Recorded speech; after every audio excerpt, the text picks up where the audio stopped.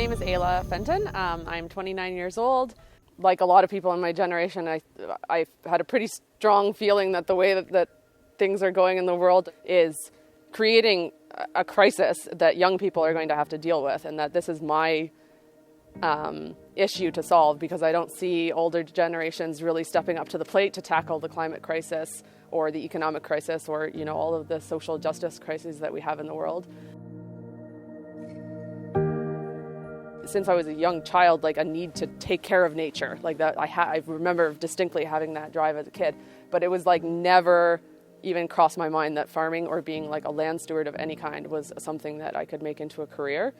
And that's in large part because of this stigma that farming is for uneducated people or people who have no other choice.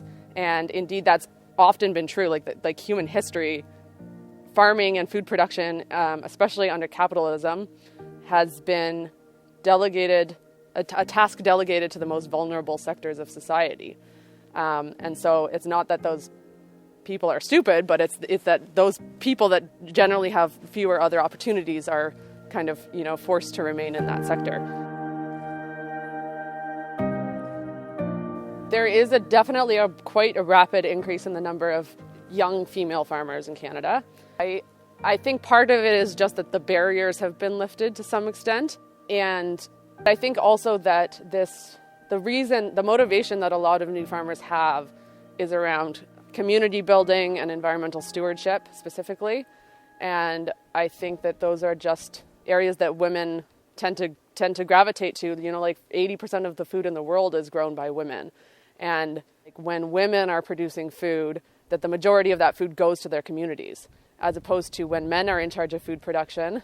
The generalization is that they're more likely to be producing commodities that go to become processed foods or cattle corn or whatever. And that's in part because globally, men have access to larger pieces of land, to the financing for equipment and stuff like that.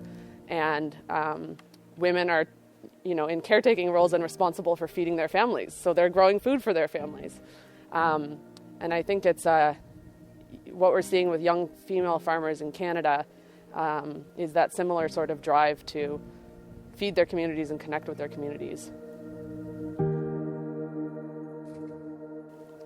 Having been farming for several years now, I can say with pretty great confidence that farmers are some of the most intellectual and creative people that I know.